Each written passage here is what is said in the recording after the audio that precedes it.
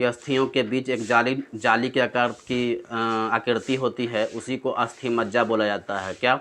अस्थि यानी कि हड्डी। हड्डी के बीच में एक जालीनुमा आकार की आकृति होती है, उसी को अस्थि मज्जा बोला जाती है, और वहाँ पर आरबीसी और डब्ल्यूबीसी का निर्माण होता है, जैसा कि हम बता ही दिए थे। उसके बाद हम बताए थे कि जॉइंट्स, क्या जॉइंट्स बताए थे। तो कंकाल का वह स्थान जहाँ पर अस्थियाँ जो है हिलता है, डुलता है, मूव करता है, तो वो हम जॉइंट कहते हैं उसी को। जॉइंट वाले स्थान पर एक गुहा होता है, खाली स्थान होता है, जिसे साइनोवियल गुहा के नाम से जाना जाता है। ये सारा बता दिए थे। जॉइंट्स कितने तरह के होता है, हम 3 चरण लिए थे, इमूवेबल, स्लाइटली मूवेबल और फ्रीली मूवेबल।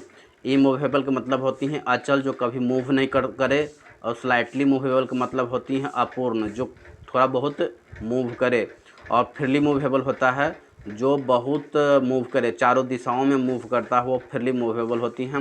फ्रीली मूवेबल को हम 5 कैटेगरी में बांटे थे, जैसा कि ball and socket, hinge, पायरोट, gliding, saddle, ये हम बताने का कोशिश किए थे। उसके बाद इमूवेबल अचल संधि, यह फिक्स्ड होता है, यह कभी मूव नहीं कर सकता। जैसे आप खोपड़ी को मूव कर सकते हो, नहीं कर सकते हो, दांत को मूव कर सकते हो, नहीं कर सकते हो।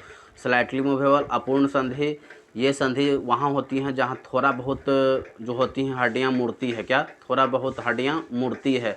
जैसे रिब्स को देखिए, आप जो योगा करते होंगे तो आपको देखते होंगे कि कोई रिब्स चारों तरफ से, मतलब इट मीन्स कि थोड़ा बहुत मूव कर रहा होता है। बैकबोन की बात करें तो कशेरुकदंड, पीछे जो होती हैं बैकबोन, उस वहाँ पर जो होती हैं वो भी थोड़ा बहुत मूव करता है, तो वो स्लाइटली मूवेबल हुआ। फ्रीली मूवेबल हुआ जो पूर्ण संधि कहते हैं इसको, और ये पूरी तरह से चारों दिशाओं में ये मूव करवा सकता है, ये फ्रीली मूवेबल है। जैसे बॉल एंड सॉकेट, जैसे पेल्विक और फीमर जुड़ा होता है, स्कैपुला और ह्यूमरस जो जुड़ा होता है, बॉल एंड सॉकेट के अंदर ही आता है, ये चारों तरफ से मूव कर सकते हैं आप। हिंज बोन जो होता है, हिंज जॉइंट बोल सकते हैं इसको, और हिंज जॉइंट बताए थे कब्जा। क्या? कब्जा संधि, ये केवल एक ही ओर मूव करेगा, दूसरी ओर मूव नहीं करेगा। जैसे केहुनी को आप केहुनी देखिएगा, एक और मूव करेगा बल्कि दूसरा और मूव नहीं करेगा, तो ये हिंज बोन हुआ। और पायरोट जॉइंट क्या होती है? खूंटी, एक सर जो रखा हुआ है, कशेरुकदंड का ऊपरी जो हिस्सा है, ये भाग जो है आपको दिखाई पड़ रहा होगा, सर के भाग जो है वो खूंटी के समान लटका हुआ है, खड़ा है, तो ये पायरोट जॉइंट हुआ। ग्लाइडिंग जॉइंट फिसलती है, जैसे थोड़ा बहुत ये मूव करती है और फिसलने का काम करती है। जैसे हाथ के हथेली जो है, क्या हाथ के हथेली जो देख रहे हैं, वो थोड़ा बहुत मूव करता है, ये फिसलने का काम करता है, इसलिए इसे ग्लाइडिंग जॉइंट बोला जाती है। और लास्ट में बताए थे सैडल जॉइंट, ये भी बॉल एंड सॉकेट की के ही समान होती हैं। बॉल एंड सॉकेट ये स्कैपुला और ह्यूमरस को दोनों को जोड़ कर रखता है, और पेल्विक वाला भाग जो होती है फीमर को जोड़ता है, तो ये चारों दिशाओं में मुड़ता है। ये बहुत बड़ा भाग होता है, जबकि सैडल में छोटा जो होता है, ये बहुत ही छोटा, जैसे अंगूठा जो है, अंगूठा चारों दिशा में मूव करा सकते हो, तो ये सैडल जॉइंट के अंतर्गत अंगूठा के बारे में आप बता सकते हैं। तो इतना ही हम बताए थे। मेरे ख्याल से आपको समझ में आ गया होगा भली भांति। प्रत्येक दिन क्लास लीजिए, प्रत्येक दिन वीडियो अगर वॉच करेंगे तो निश्चित तौर पर आपको ऐसा है कि आपको समझ में आ जाएगा।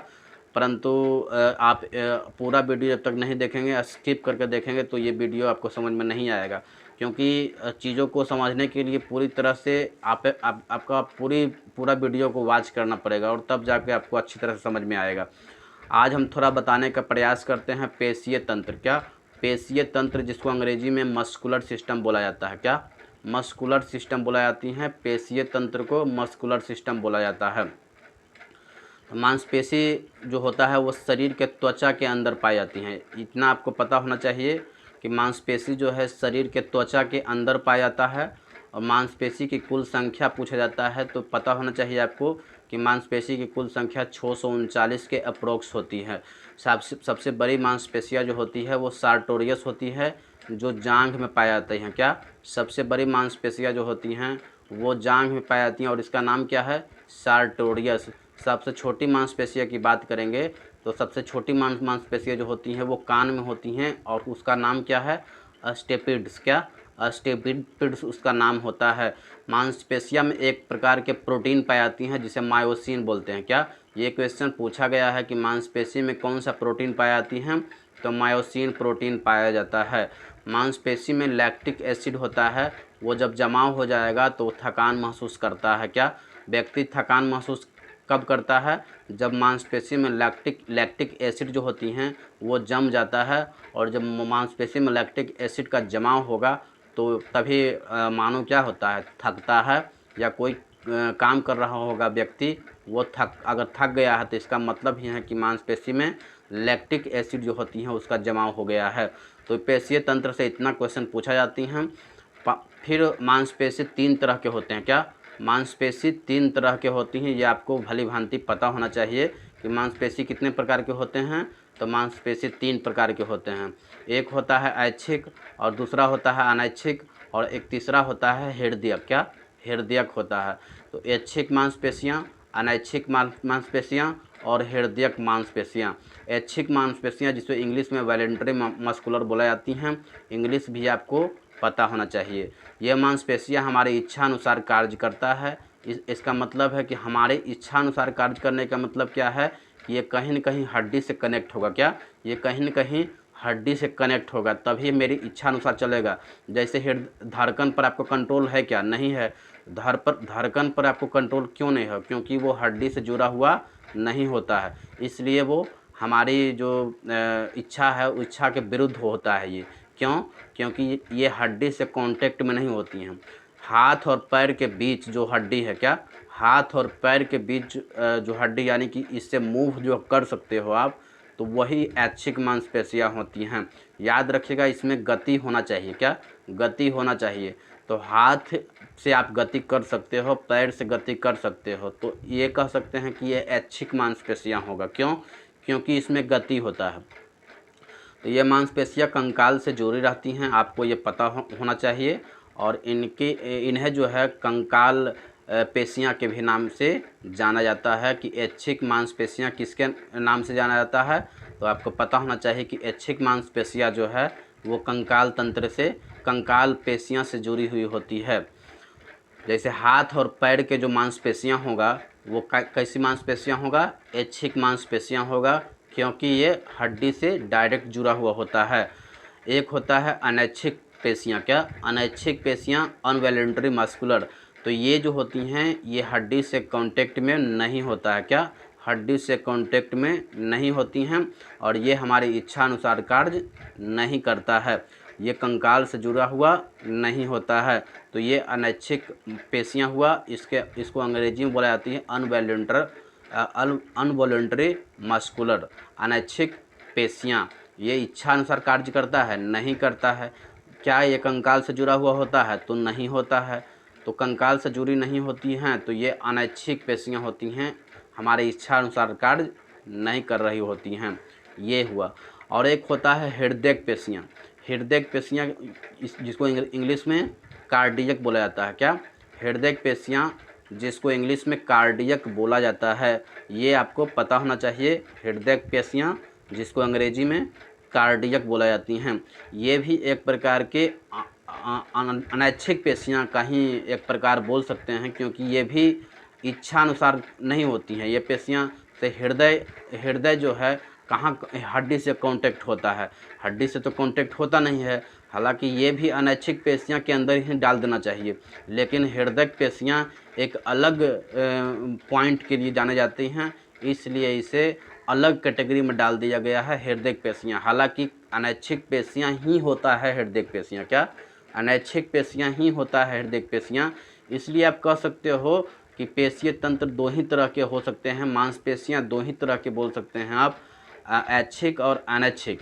लेकिन कहीं कहीं ये हृदयक पेशियाँ भी दिखाई जाती हैं, और ये अलग दिखाया जाता है। क्या ये अलग दिखाया जाता है। इसलिए आपको अगर क्वेश्चन पूछा जाएगा कि मांसपेशियाँ कितने तरह के होते हैं, तो आपको 3 तरह के बताना पड़ेगा।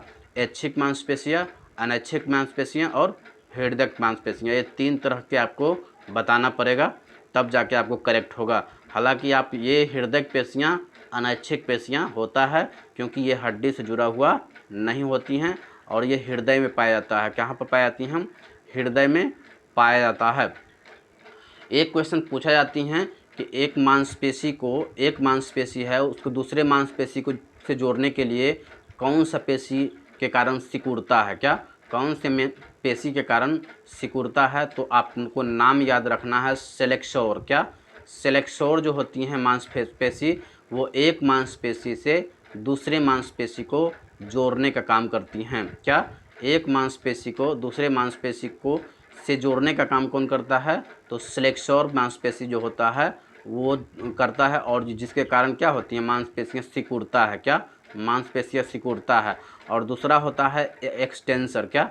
एक्सटेंसर जो मांसपेशी होती हैं, ये मांसपेशियाँ फैलाने का काम करती हैं। जैसे आपको कहीं रनिंग में जाते होंगे और सीना को फुलाने के लिए बोला जाता है, तो आप सीना को फुलाते हैं, तो एक्सटेंसर नामक मांसपेशी के कारण वो क्या करता है?